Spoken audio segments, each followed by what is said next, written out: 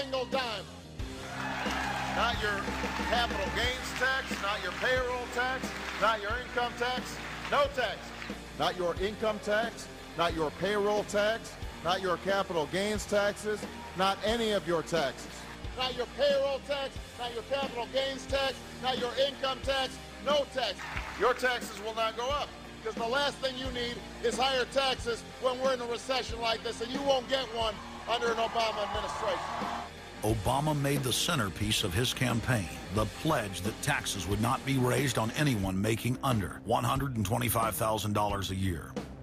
He has since gone back on that promise as well and has proposed new taxes on payroll, energy, home mortgage deductions, and scores of other taxes. He made a pledge. He said, I'm not going to raise taxes on anyone making under $250,000. Is that pledge still active? We are going to let the process work its way through it. So it's not. So it's not. So it's not. We're going to let the process work its way through it. All right? The Senate is looking especially at this issue of capping the deductions for health care that employers and employees now get. That would be an tax increase for many families earning under $250,000, but the president said he was open to it, so that means that the tax pledge he made back in September is no longer operative? Obama said he was going to abolish the Patriot Act. He now vigorously defends it. We saw the same type of flip-flop when it came to warrantless wiretapping of the American people. Look what Obama's done with wiretapping, surveillance. He's brought it to heights even beyond what George Bush, the disgusting levels that he brought it to. So we have more surveillance. Now they're talking about, what is it called, Cybercom, the new Pentagon secret cyber society that's going to be watching over us to get those terrorists. We got to get those terrorists. So now they'll be invading our privacy even more.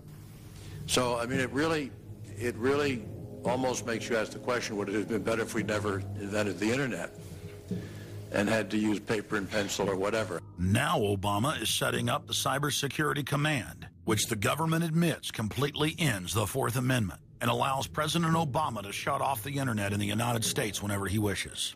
Indeed, in today's world, acts of terror could come not only from a few extremists in suicide vests, but from a few keystrokes on the computer, a weapon of mass disruption.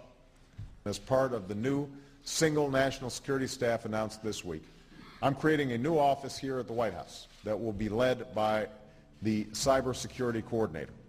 This new control grid is administered by the Pentagon. They just want to keep tabs on us. So we're turning into a surveillance, wiretapped government state. The government is taking more and more control over our lives. I can stand here today as President of the United States and say without exception or equivocation that we do not torture. Obama made a show of investigating torture, but has ignored the Army's own detailed investigative reports, which name the torturers that the White House memos document were following the directives of Bush and Cheney, the men who are most guilty for issuing the infamous orders. Some low-level soldiers have been prosecuted for their role at Abu Ghraib, but no senior officer has been held accountable in any of these cases to date. Heidi? I know that these debates lead directly, in some cases, to a call for fuller accounting, perhaps through an independent commission. Now, I've opposed the creation of such a commission. Next, Obama expanded Bush's doctrine of indefinite detention of foreigners without trial to holding citizens without evidence indefinitely, without ever even committing a crime. President Obama today proposed something new, something called prolonged detention. Pre-crime is where people are arrested and incarcerated to prevent crimes that they have not yet committed. Barack H. Obama, who ran as an anti-war candidate, has continued the war in Iraq, massively expanded the war in Afghanistan, and unleashed a new conflict in Pakistan. Now Obama is promoting the biggest defense budget in history, dwarfing George Bush's war machine. What George Bush has been trying to do as part of his effort to accumulate more power in the presidency is he's been saying, well, I can basically change what Congress passed by attaching a letter saying, I don't agree with this part or I don't agree with that part. I'm going to choose to interpret it this way or that way. That's not part of his power. But this is part of the whole theory of George Bush, that he can make laws as he's going along. I disagree with that. I taught the Constitution for 10 years. I believe in the Constitution, and I will obey the Constitution of the United States. We're not going to use signing statements as a way of doing an end run around Congress. All right? Obama guaranteed that once president, he would stop the unconstitutional practice of issuing signing statements, through which the executive branch illegally usurps the legislative power of Congress. Congressman Kucinich, when he introduced his 60 articles of impeachment against Bush Jr., I think one was the signing statements. The form of the resolution is as follows. A resolution, articles of impeachment of George Bush, President of the United States. Resolved, that President George W. Bush be impeached for high crimes and misdemeanors.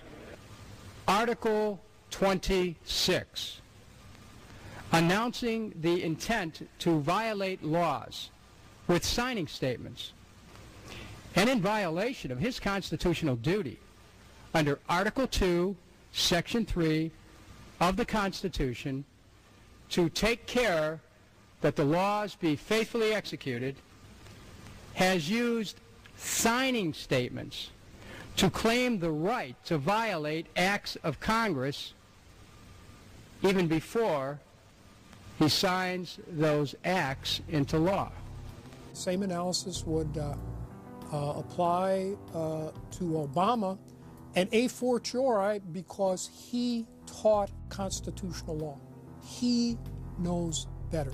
He's a lawyer licensed to practice law, who, as I am, who took an oath when he was licensed to uphold the Constitution and laws of the United States of America. With his signature on the spending bill also came Obama's first signing statement, a presidential declaration freeing him from following some of the bill's contents.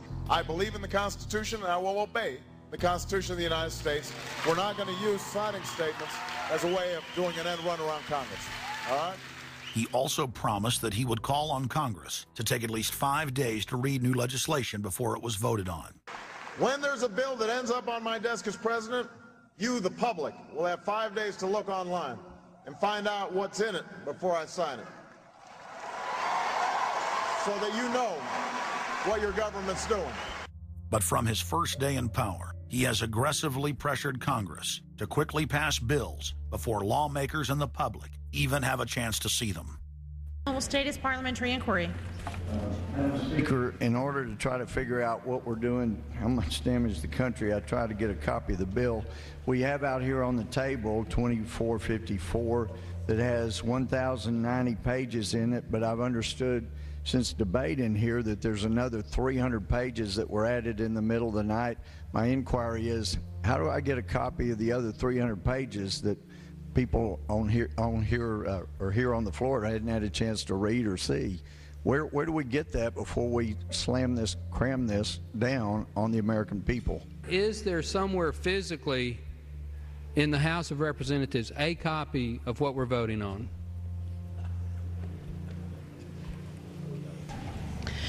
The gentleman has not stated a parliamentary inquiry that the chair can answer.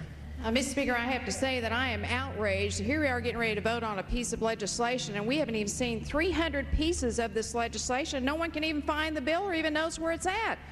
Obama swore that he would never put lobbyists or donors in his administration. Treasury Secretary Timothy Geithner appointed Mark Patterson, and this is a former top lobbyist for Goldman Sachs, as his chief of staff. And then last week there was a lot of buzz over William Lynn. He was appointed to the #2 position at the Defense Department. William Lynn, also a former top lobbyist for Raytheon, which is one of the 5 largest defense contractors. He has now broken all previous records by cramming his administration full of contributors and lobbyists who openly write legislation being proposed by the White House. There's a good reason Obama doesn't want to give the people or Congress any time to read the bills. I'm still needing a copy of the other 300 mysterious pages that we don't get to see here. Shortly after the 2008 election,